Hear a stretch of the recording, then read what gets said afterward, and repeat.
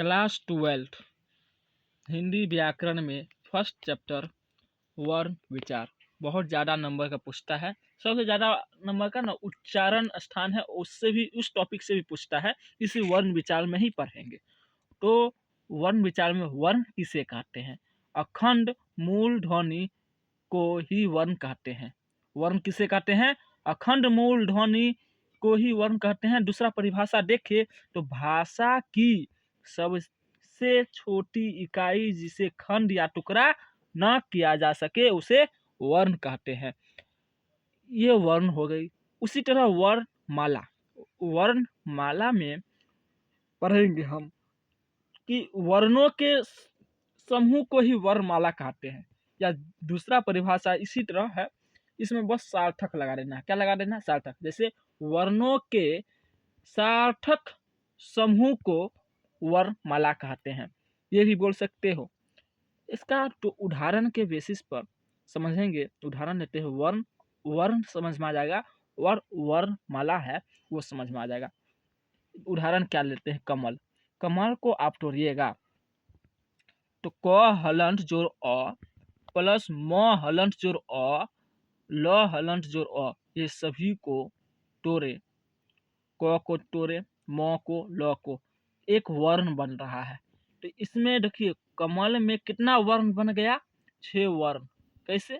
1 2 3 4 5 6, 6 ठो हमारा वर्ण जो है बनती है। यही सभी वर्ण को हम मिला देते हैं, तो सभी वर्ण को मिला दिए तो हमें वर्ण माला बनता है। जो वर्णमाला जो कमल है, वो कमल किसका उदाहरण है? वर्णमाला का उदाहरण कमल है। वही कमल को मैंने तोड़ा तो बहुत वर्ण बनी, 6 ठो वर्ण बनी थी। क हलंत प्लस अ प्लस म हलंत प्लस अ प्लस ल हलंत जोड़ अ, तो ये सभी को मिलाए एक वर्ण है। वर्ण कितने? 6 वर्ण बने।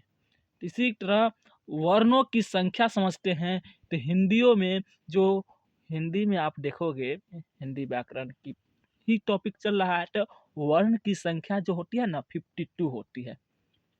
52 होती है, आप सब जानते होंगे। जैसे अ से स्र तक अक्षर त्र ज्ञ स्र जो भी है, तो वहाँ तक की जो वर्ण होती है, टोटल वर्ण की संख्या जो होती है 52 होती है। वही वर्ण के बारे में समझे, वर्ण की संख्या कितनी होती है? 52। तो आप समझिए कि वर्ण की भेद के बारे में, वर्ण की संख्या 52 होती है। और वर्ण कितने प्रकार के होते हैं? तो वर्ण जो होती है 2 प्रकार के होते हैं। कौन कौन? पहला है स्वर वर्ण और दूसरा है व्यंजन वर्ण। तो स्वर वर्ण किसे कहते हैं बच्चों?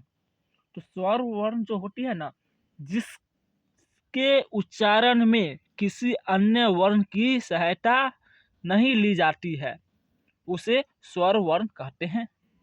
व्यंजन वर्ण में क्या होता है?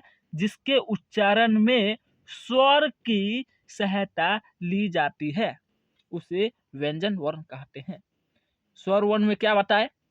जिसके उच्चारण में किसी अन्य वर्ण की सहायता ली जाती नहीं हो। स्वर वर्ण में क्या बताए? जिसके उच्चारण में अन्य वर्ण की सहायता नहीं ली जाती है, उसे स्वर वर्ण कहते हैं। व्यंजन में बताए जिसके उच्चारण में स्वर वर्ण की सहायता ली जाती है। तो ये समझ में आ गया स्वर किसे कहते हैं और व्यंजन किसे कहते हैं। उसी तरह हम स्वर जो है, स्वर के बारे में समझते हैं। स्वरों की संख्या कितनी होती है? 11। और व्यंजन की संख्या कितनी होती है? 33। व्यंजन की संख्या कितनी होती है?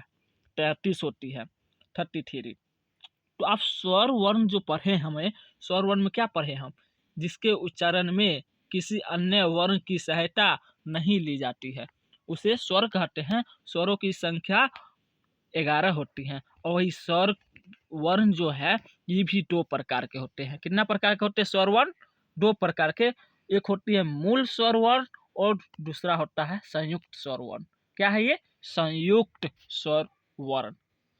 तो मूल स्वर वर्ण जो होती है, जो मूल्य हो, मूल स्वर वर्ण में जो उदाहरण देखिए तो अ आ हर्षई दीर्घई हर्षऊ दुर्गऊ री ए और औ आता है। उसी तरह संयुक्त स्वर में देखिएगा तो 2 ही ठो वर्ण आएगी। ये 2 ठो वर्ण, जैसे एग्जाम में चाहे बोर्ड में पूछेगा कि 2-4 ठो ऑप्शन दे देगा, अ, आ, हर्षई और औ रहेगा। इसमें से बताना होगा आपको संयुक्त स्वर वर्ण कौन सा है। तो आपको बता दिया हूँ कि ए और औ ये 2 ठो ऐसा वर्ण है जो संयुक्त स्वर है। तो संयुक्त स्वर तो समझ में आ गया, अब मूल स्वर भी समझ गया। टोटल मूल स्वर में कितना वर्ण आ गई टोटल देखोगे, अ आ हर्षई दीर्घई हर्षऊ दुर्गऊ री ए औ है, 9 गो टोटल है, और संयुक्त में 2 ठो है ए और औ। अब समझते हैं मूल स्वर का भी 2 ठो प्रकार के होते हैं मूल स्वर। अब कौन कौन से होती है आगे देखते हैं नेक्स्ट पेज में। देखिए यहाँ क्या है लिखा हुआ, यहाँ मूल स्वर के प्रकार 2 प्रकार के होते हैं, ठीक है। तो कौन कौन से होते हैं, एक होती है हर्ष स्वर और दूसरी होती है दीर्घ स्वर। तो एक हुई हर्ष स्वर और दूसरी हुई दीर्घ स्वर। तो हर्ष स्वर किसे कहते हैं उसको समझिए। हर्ष स्वर जो होती है जिसके उच्चारण में कम समय लगता है, जिसके उच्चारण में कम समय लगता है उसे हर्ष स्वर कहते हैं। दीर्घ स्वर किसे कहते हैं, जिसके उच्चारण में दुगुना समय लगता है उसे क्या कहते हैं, दीर्घ स्वर कहते हैं।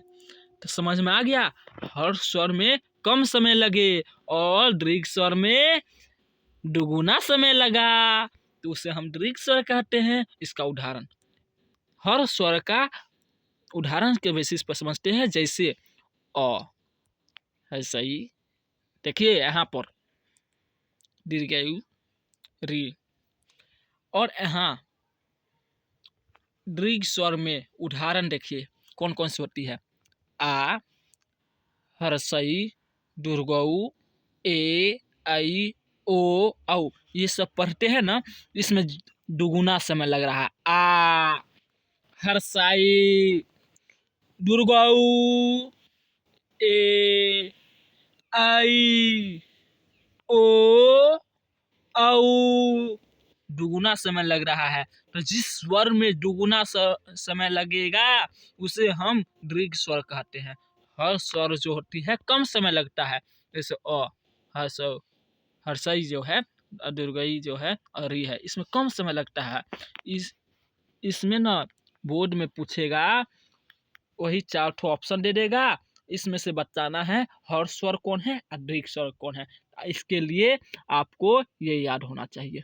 जो रेड पेन से देखिए अंडरलाइन है इसको याद रखिएगा, उदाहरण तो अब ये बनेगा।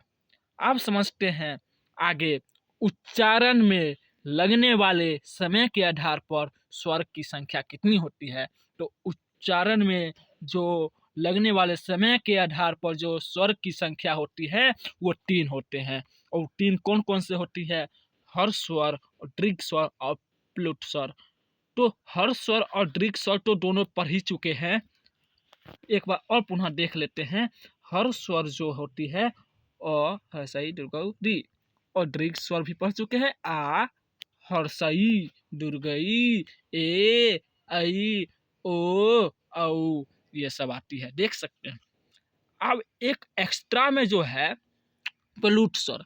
प्लुट स्वर में होता है क्या, प्लुट स्वर उसको कहते हैं जो दीर्घ स्वर से भी ज्यादा समय लगा, यानी 3 गुना समय जिसमें लगे उसे प्लुट स्वर कहते हैं। जैसे दीर्घ से भी ज्यादा समय लगता है उसे हम क्या कहते हैं, प्लुट स्वर। दीर्घ स्वर से भी ज्यादा समय लगता है उसे प्लुट स्वर कहते हैं। इसका एग्जाम्पल जैसे बोल सकते हैं ओम, ये क्या है, ये भैया ओम है। समझ में आया बच्चों, कैसे होगा, 3 गुना लग रहा है, जैसे इसको कैसे पढ़ोगे, ओ, पढ़ रहे हो ना, ओ, तो इसमें 3 गुना समय लगता है। तो ये पार्ट 1 यहीं तक रखते हैं, और नेक्स्ट पार्ट में हम व्यंजन वर्ण की बात करेंगे और स्वर तक समझ में आ गई होगी। स्वर तक में इतना ही पढ़ना है और व्यंजन की नेक्स्ट वीडियो में बताएंगे। व्यंजन में सारा वीडियो व्यंजन अंतिम तक कंप्लीट हो जाएगा और पार्ट 2 में तो व्यंजन बता देंगे और पार्ट 3 वाला जो वीडियो लाएंगे ना वो उच्चारण स्थान वाला रहेगा, उच्चारण स्थान ही वाला रहेगा।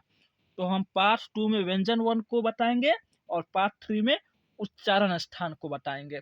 तो इस वीडियो में 3 ठो पार्ट रहेगी, 3 पार्ट में हम वर्ण को अच्छी से ही बता देंगे और जो मैं बताऊंगा इससे बाहर एग्जाम में नहीं आएगी।